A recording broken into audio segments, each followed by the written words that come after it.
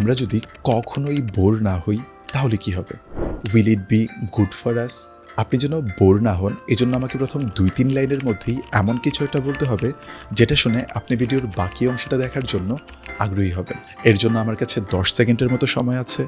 এর মাঝে আমি যদি ইন্টারেস্টিং কিছু বলতে না পারি তাহলে হয়তো আপনি পরের ভিডিও বা কন্টেন্টে চলে যাবেন। আপনার অ্যাটেনশন পাওয়ার জন্য প্রত্যেকটা কন্টেন্ট ক্রিয়েটরই কিছু না কিছু করার চেষ্টা করছে, শুধুমাত্র আপনার অ্যাটেনশন পাওয়ার জন্য। শুনতে খুব ভালো লাগছে, তাই না? আপনার অ্যাটেনশনের কত চাহিদা। কিন্তু কখনো কি আপনি ভেবে দেখেছেন যেসব ব্যাপারে আপনি অ্যাটেনশন দিচ্ছেন ওগুলো থেকে কি আদৌ আপনার কোনো উপকার হচ্ছে? ওই কন্টেন্টগুলো কি আদৌ আপনার অ্যাটেনশন পাওয়ার যোগ্য? আপনি যদি কিছুটা চিন্তা করে উত্তর দেওয়ার চেষ্টা করেন, বেশিরভাগ সময়ই এর উত্তর আসবে না। তাহলে কেন আপনি অ্যাটেনশন দিচ্ছেন? আপনি লক্ষ্য করলে দেখবেন আমাদের মধ্যে কনস্ট্যান্ট কিছু একটা ইন্টারেস্টিং দেখতে হবে বা কিছু একটা ইন্টারেস্টিং করতে হবে এমন একটা টেন্ডেন্সি তৈরি হয়ে গিয়েছে।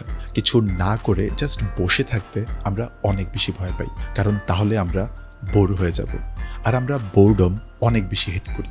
আমরা এমন সিচুয়েশনে পড়তেই চাই না যেখানে আমাদের করার মতো কিছুই থাকবে না। যেমন ধরেন গ্রোসারি শপে বিল দেওয়ার জন্য লাইনে দাঁড়ানো, বা ট্রাফিকের জন্য কোথাও আটকে থাকা, অথবা কোনো একটা রুমে জাস্ট কিছু না করে বসে থাকা। কারণ we want entertainment, we want to just engage with something, doesn't matter কিসে আমরা এঙ্গেজ হচ্ছি। বাট অনেক সাইকোলজিস্টের মতে বোরডমই বর্তমানে আমাদের লাইফের একটা মিসিং ইনগ্রিডিয়েন্ট, যেটা আমাদের লাইফকে আরও বেটার করতে পারে। এটা হয়তো আপনাকে অবাক করবে যে boredom become secretly important for us to be happier. Yes, that's true. আমি আজকের ভিডিওতে এই বিষয়টাই ব্যাখ্যা করব যে কিভাবে এই বোরডমকে অ্যাভয়েড করা আমাদেরকে আরও বেশি ডিপ্রেসড বা অ্যাংশাস করে ফেলে। In case you don't know me, আমি তানভীর আহমেদ প্রান্ত, একজন কনসালটেন্ট সাইকোলজিস্ট। মানসিক স্বাস্থ্যসেবার পাশাপাশি আমি আমাদের মেন্টাল হেলথের কোয়ালিটি বেটার করার জন্য কী কী করতে পারি এগুলো নিয়ে কন্টেন্ট বানানোর চেষ্টা করছি। If you are curious to get mental health related insights, you can subscribe this channel. So let's start the video. আমরা শুরু করি এটা বোঝার মাধ্যমে যে আমরা বোরডম কেন হেট করি।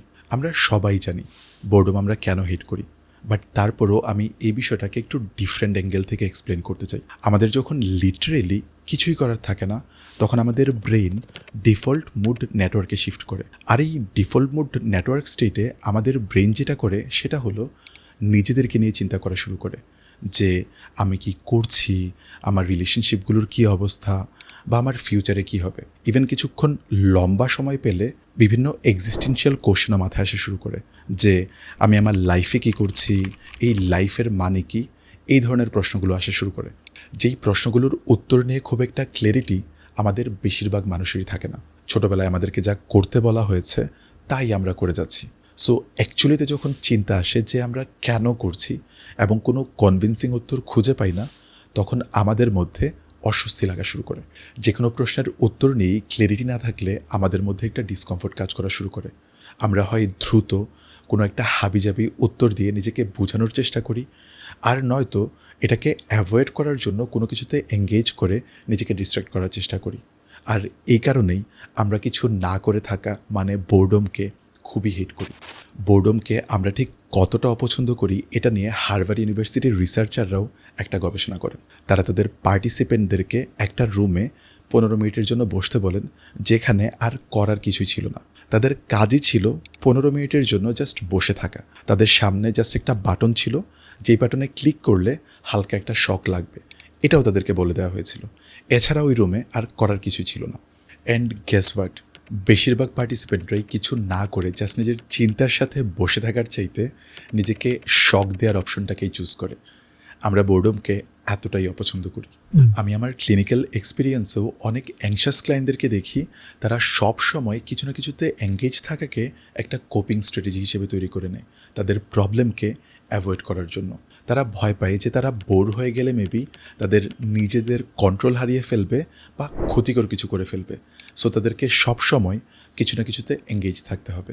বাট টুইস্টটা এখানেই, এই অস্বস্তি যেটাকে আমরা অ্যাভয়েড করতে চাই, এটা খুবই ভ্যালুয়েবল একটা স্টেট।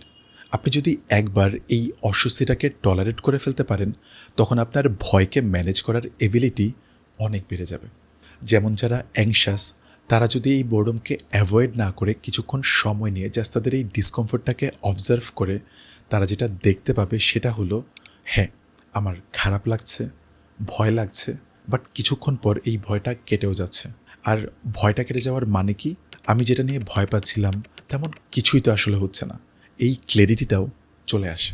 যখন আমাদের ব্রেইন ডিফল্ট মোড নেটওয়ার্কে শিফট করে, ইনিশিয়াল ডিসকমফোর্টটা কেটে যাওয়ার পর আমাদের ব্রেইন অনেক ক্রিয়েটিভলি ভাবতে পারে।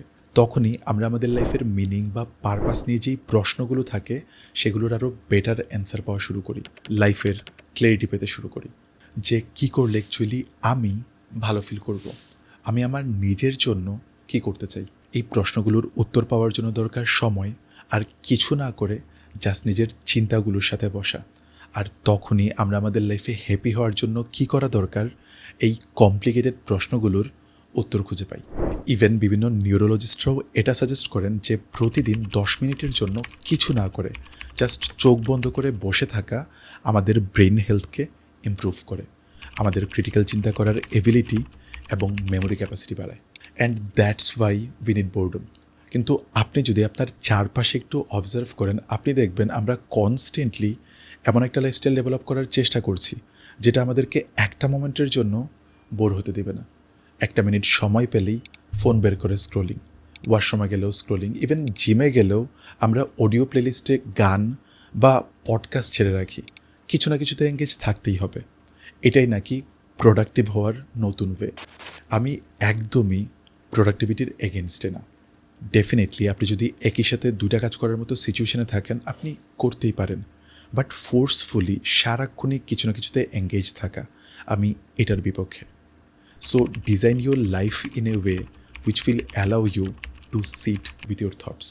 প্রতিদিন লাইফে কিছুটা বোর্ডম আনার জন্য আমরা আমাদের রেগুলার প্র্যাকটিসে কিছুটা চেঞ্জেস আনতে পারি, যেগুলো খুবই স্মল চেঞ্জেস হলেও খুবই পাওয়ারফুল ইম্প্যাক্ট ফেলতে পারে।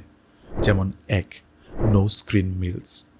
খাবার খাওয়ার সময় আমরা ফোন বা টিভি থেকে দূরে থাকব। 2, মিউজিক ফ্রি কমিউট। কোথায় যাওয়ার সময় গান না শুনে জাস্ট চারপাশে বা রাস্তার দিকে অবজার্ভ করা।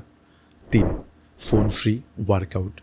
জিমে গেলে ফোনটাকে ব্যাগে রেখে জাস্ট ওয়ার্কআউট এবং জিমে কী কী হয় সেগুলো অবজার্ভ করা। আর 4 নাম্বার টিপস হলো মিনি ডিটক্স ব্রেক নেওয়া। কয়েক সপ্তাহ পর পর যদি পসিবল হয়, একদিনের জন্য বা কয়েক ঘন্টার জন্য হলেও সোশ্যাল মিডিয়া থেকে একদম দূরে থাকা। শুরু দিয়ে কিছুটা খারাপ লাগবে, উইথড্রয়াল সিমটম হবে, যেমন রেস্টলেসনেস বা অস্বস্তি লাগা, কিন্তু ধীরে ধীরে দেখবেন আপনার ডোপামিন ক্রেভিংস কমে আসবে এবং আপনি খুব সহজেই রিল্যাক্স ফিল করতে পারবেন। আই নো আমি যেগুলো বলছি প্রত্যেকটা কাজ অ্যাডভাইস করাটা ইজি, বাট প্র্যাকটিস করাটা বর্তমান ওয়ার্ল্ডে অনেক টাফ। কিন্তু আপনাকে আপনার ওয়েলবিং এনশিওর করার জন্য এই হার্ড ওয়ার্কটা করতে হবে, কারণ আপনি না করলে the whole world is working hard to get your attention, to make you just act mindlessly. So this is your battle to regain your own happiness. So this is the video. I hope এই ভিডিওটা আপনার কাজে আসবে। আর আপনি যদি এমন কাউকে চিনেন যার এই ভিডিওটা কাজে আসতে পারে, চাইলে তার সাথেও ভিডিওটা শেয়ার করতে পারেন। See you in the next video.